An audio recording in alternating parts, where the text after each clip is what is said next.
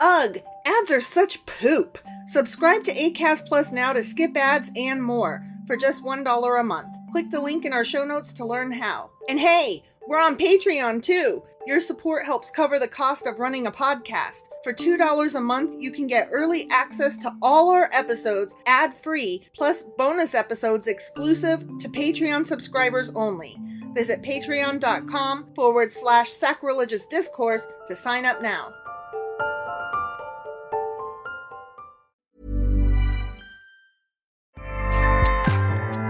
Acast powers the world's best podcasts. Here's a show that we recommend. Everyone thinks I had a storybook career, that I just sprang into Disney Channel stardom overnight, made millions, and lived happily ever after. Spoiler alert, I didn't. There were countless failures along the way, and there still are. How I deal with that struggle and how I pivot when failure creeps in is what allows me to keep going, keep learning, and keep striving for balance. The Vulnerable Podcast is an invitation to hang out every week with me, Christy Carlson Romano, as I invite friends, celebrities, and experts for in-depth conversations discussing the good, the complicated, the beauty of being human, and what it means to be vulnerable. Join me every Tuesday as we navigate the ups and downs of my guests' paths to success. Acast helps creators launch, grow, and monetize their podcasts everywhere. Acast.com.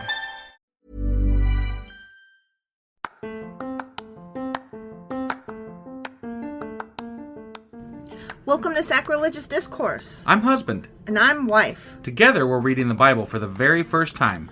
We grew up without religion and wanted to know what all the fuss was about. Well, what have we learned so far? That God is a dick, and apparently some people believe in talking donkeys? We're not trying to pass ourselves off as experts. Nope, we're just reading the Bible for the first time and giving our first take reaction. If you'd like to join us in this venture, you might consider starting at episode 1. Otherwise, jump in wherever you like. All right, let's go read the Bible. Yeah, let's get to it. Husband. Wife. Hi. Hi. I bet people can already guess why we didn't do an episode earlier this morning. Yeah, well, I was sick, but what you may not know is not only was I sick, I actually had to visit the ER. Yeah, we were there last night at the ER. Because my oxygen saturation level was low. Dipping pretty low. Yeah, it was. So we went to the ER. That was that. That was interesting. But the fun bit to know is that it's not any of the big three. It's not right. It's neither COVID. Neither COVID nor flu nor RSV. Right. So we don't know what the fuck she's got. No, well, and then we asked, so what is? And they were like, basically any of 50 other nasty viruses that we don't know what the fuck they are. Yeah. Well, without doing extensive they don't test testing. for. Right. Yeah, they test for those big three, and then after that, they're like, I don't know, some So virus. anyway, a little bit of medicine later, a good amount of sleep, and here we are, a little late, but still trucking ticking along. Yeah. So apologies for being late, but we're still here. Right. I'm okay. I'm alive. Yeah. And nothing that a little breathing treatment and a shot of fire into my arm. Yeah. Jesus Christ. I swear to God that they went to the Mount Olympus and got the fire and put it in a needle. Right. Is what they put in That's my what arm. It looked like. Yeah. So, what are we we doing today? Today is Q&A Saturday. Whew, that was shaky. Sorry. And we had some Q's and I have some A's. Over which chapters? Ezra Chapters 1 through 5. All right, let's go ahead and get into this. Okie dokie.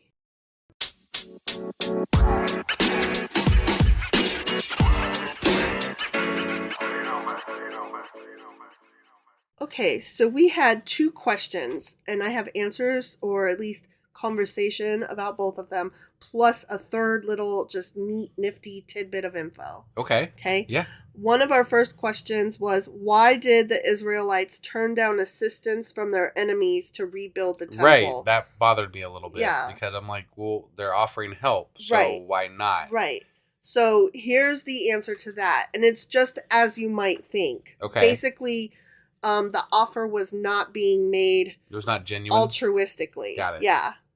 Judea was not completely empty of inhabitants in the 2 generations of when the Jewish population of Judah was exiled. Oh, okay. Okay. So that land didn't just sit there empty. There were a few people left behind. Okay. Okay. So there was a remnant that was descended from the lowest and poorest of the land. They were left behind. That's right. And I think they said they left some people to work the land. Yeah. So, yeah. And they combined with the few who drifted into the largely desolate area. Okay. And those people, they were not happy that Judah and Benjamin were coming back to Judea. Well, yeah, they got this big old land. It's all theirs. And they're like, hell, and we were poor-ass mofos before, and now we got all this shit. And probably for those 2 generations, I'm betting that it was quiet as fuck. Right. And the peace reigned. Sure. And they could just fucking do their land and live quietly. Right. So when they found out, like, they heard the hammers going and, they're like, God damn, they're back. Yeah. So those who drifted into Judea were related to the Samaritans. And they were intermarried with those left behind after the exiles. So you're probably thinking, like, Samaritan, wait, I know a story of a good Samaritan. Right, yeah. So we have not actually done that. That's in the New Testament, but I told you a little bit about it. Got it. So when we hear the story, I'm just going to reiterate this. When we hear the story of the Good Samaritan, we're thinking, oh yeah, Samaritan. Everybody wants to be a Samaritan. Samaritans are good guys, right? Right. But in the Bible, like, this is one of the few stories that somehow I just magically know, and I'm not sure where I picked it up from. Yeah. Biblically speaking, the Samaritans were not people that the Jews liked. They were not good guys. Got it. Okay? So that's what the Good Samaritan, it's like, whoa, check a look at this bad guy who is doing something good. This guy over here, this one guy, right. He's actually not bad. Right. Like, that's the meaning behind the term Good Samaritan. That's kind of shitty. Right. Well, no. What happened was there was a Jew that was like, had, I don't know, he fell off of a horse or some shit. He's laying on the side of the road. He's broken, poor, and sad. I don't know the whole ins and outs because I have never read the Bible. Right. Okay. So anyway, there he is laying there sick and dying or whatever. And a Samaritan comes along and a bunch of people pass him by, rich Jews, other people of various religions, and a Samaritan. Sure. Right? And everybody passes him by and either ignore him or make fun of him, right? But the Samaritan, this one particular one, stops to help him and picks him up and takes him home, makes him better. Right. So when we say Good Samaritan, we're not using the term exactly correctly. When we say everybody should be a Good Samaritan, what we're saying is everybody should be good. Not everybody should be good as opposed to what they normally are, which is assholes. Yeah. Right? Like, that's what the term actually means. Okay. All right. So the Samaritans continued as a people into New Testament times, which I just told you. Yeah. Because the Samaritans had some historical connection to the people of Israel, their faith was a combination of regulations and ritual from the law of Moses and from various superstitions. So they were like a mix. Got it. They were like a different sect of Judaism. Yes. They would have been ones that, if they were worshiping the golden calf, they would have been doing so sincerely, not satanically. But given that the Jews had been exiled to Babylon. Yeah. Mm-hmm. And so when they came back, they were much less in numbers. Mm-hmm. Probably incorporating these people that were almost like them, but not quite. It wasn't entirely out of the question at this point. Like, we don't like you, but you can stay. Yeah, exactly. You know. So most Jews in Jesus' time despised the Samaritans. Now, again, we're not there yet. I'm just trying to give you a little bit of idea of why the Samaritans were who they were and became who they became. Got it. Okay? Yeah. They often hated the Samaritans more than the Gentiles because, religiously speaking, the Samaritans, having picked up a bit of religion from here and there, were considered half-breeds because their religious faith was eclectic. It was a mongrel faith. Right. They were religious mutts. And that would make them more hateful than somebody who was a different faith altogether. It's funny because the history in the Bible of Judaism is kind of a progression from what they would maybe consider a hybrid religion to what they then became became later. And So, it's like they despise what they used to be. Right. Which I mean, I'm not saying that the Samaritans are exactly what they were early on, but they definitely evolved their religion, and they used to worship multiple gods. Yeah, yeah. They at least believed in multiple gods and chose which ones they would worship for each different instance. Right, right. So in 2 Kings, I don't know if you remember this, I didn't, but in 2 Kings chapter 17, this tells the attitude of the Samaritans. They feared the Lord, yet served their own gods according to the rituals of the nations from among whom they were carried away. Okay. So, I mean, that pretty much summarizes. I mean, that's basically what we were saying all through our reading of the Jews, actually, because they were like, well, whoever's the king, that's how they worshipped at any given time. Exactly. And I've actually been reading a little bit of things like saying it's to think about how many people knew what about the Bible and religion at the time.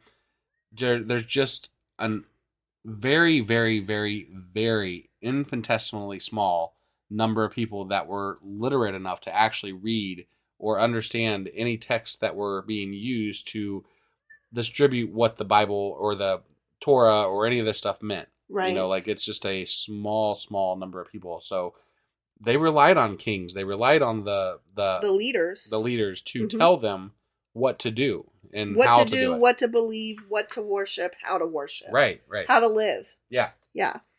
So to the Samaritans, Yahweh was just one of many powerful gods, and their idolatry represented a grave danger because Israel had been exiled for their idolatry, right? According to their beliefs. Yeah. So they viewed these offers of assistance as people who wanted to partner in the work, either to ruin it or to influence it to their benefit. So now, whether that was true or not, kind of neither here nor there. But the fact that the second that the newly freed Israelites turned them down, the second they turned them down, the Samaritans, etc., went and tattled.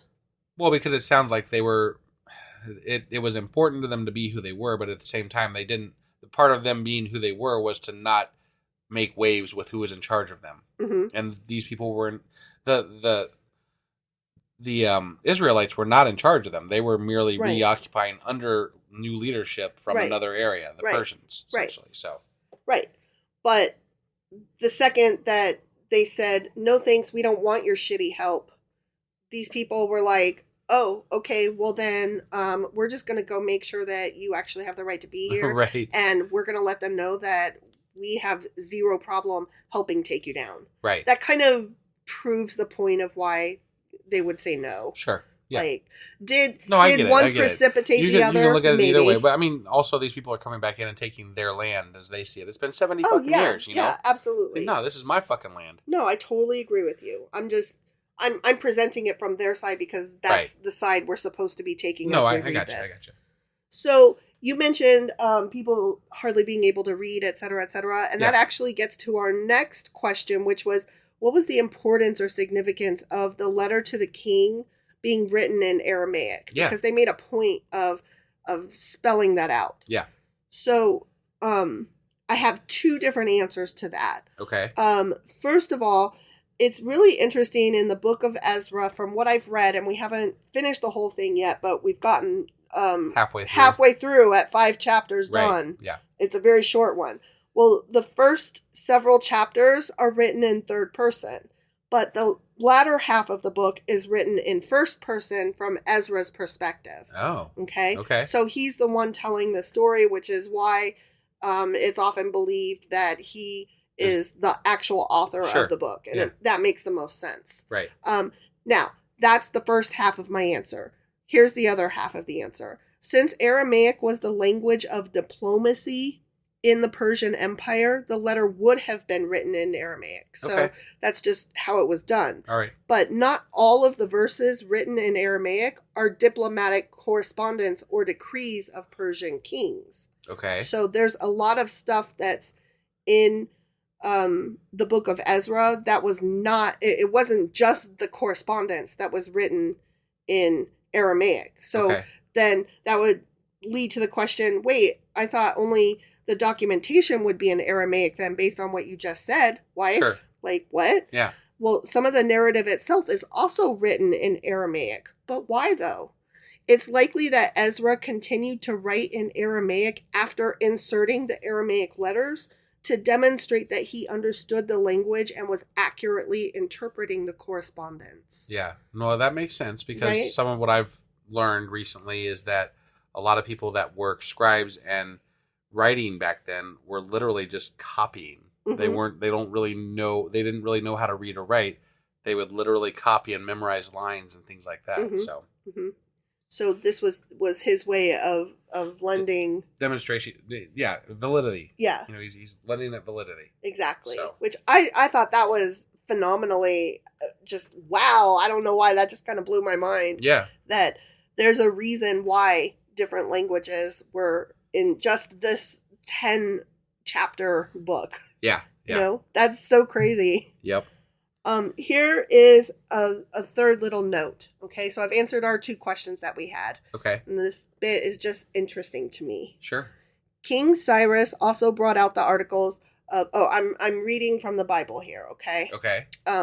Remember, King Cyrus brought out the articles of the house of the Lord, which Nebuchadnezzar had taken from Jerusalem Right. and put in the temple of the gods. And Cyrus, king of Persia, brought them out by the hand of Mithridates, the treasurer, and he counted them out to Sheshbazzar, the prince of Judah. Right. Right? Yeah. So Zerubbabel, whatever his name is, Sure. he was the appointed Persian governor over the province of Judah. And so remember, Cyrus was counting this shit out to Sheshbazzar, right? And then Sheshbazzar gave it to Zerubbabel. Okay. Okay? Yeah. So Zerubbabel was a descendant of the last reigning Judea king. But guess what?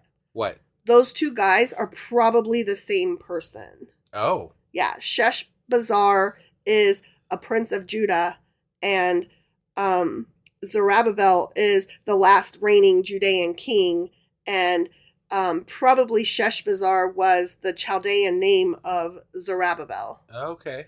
All right. So there's pros and cons for why that may or may not be true, but there seems to be more likelihood that they are the same entity based on some of the meanings of their names and the actions that they took, and the fact that in the beginning of Ezra, one of them is granted the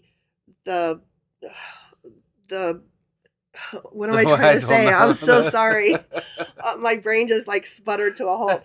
One of them is granted the having laid the foundation of the temple. Okay. All right. I know I phrased that very poorly. Sure. Sorry. Yeah. And in the other half of Ezra, the other one, it said that he's the one who did it. Got it. So that's why okay. So it's likely that they are the same guy, which I thought was interesting because, one seems to be of Persia and the other seems to be of the people that are leaving. Right.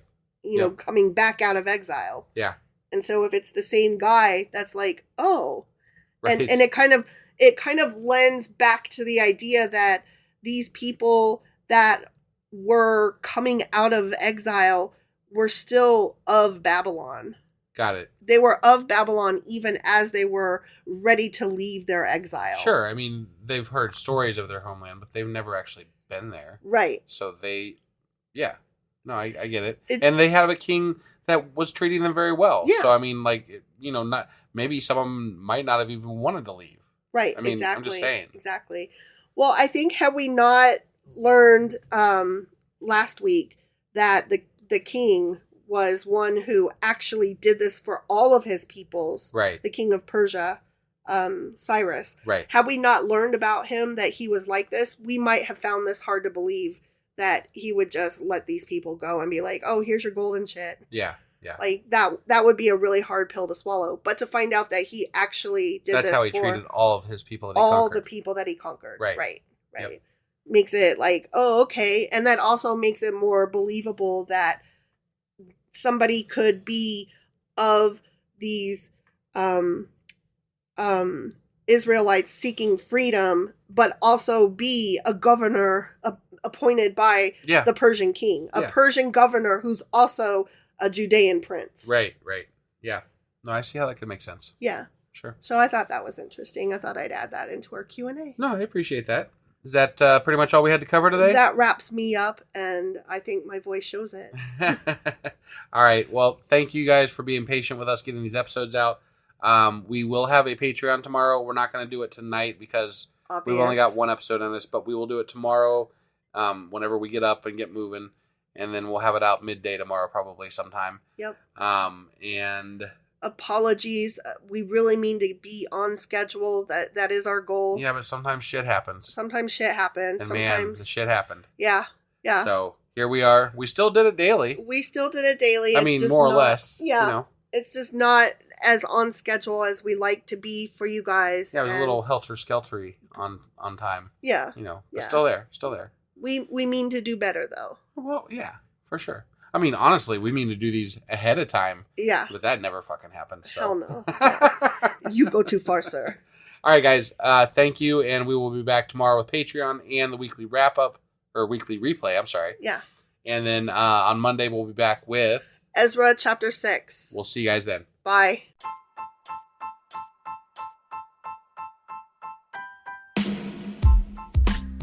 Hey, wife. I guess that's the end? But husband, that's just sad. It doesn't have to be. We are on lots of social media platforms like Twitter.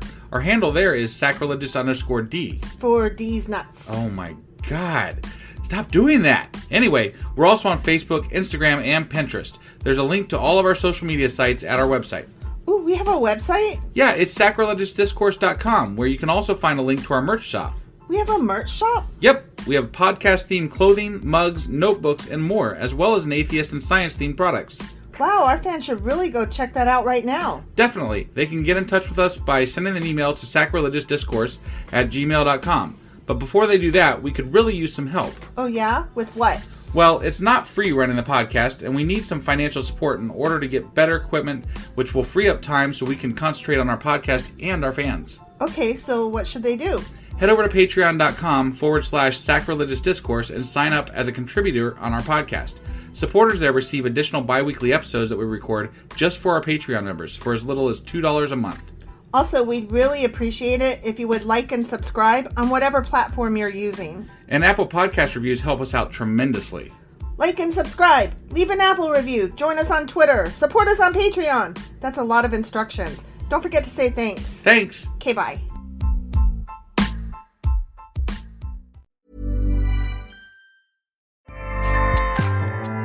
Acast powers the world's best podcasts. Here's a show that we recommend.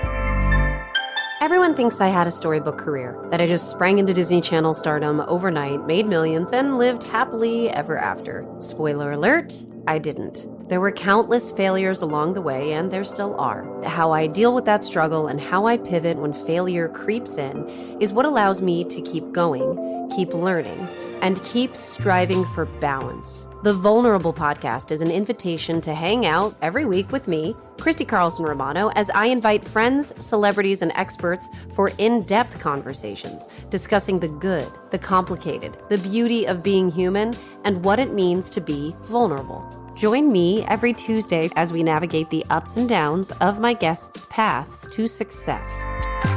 Acast helps creators launch, grow, and monetize their podcasts everywhere. Acast.com.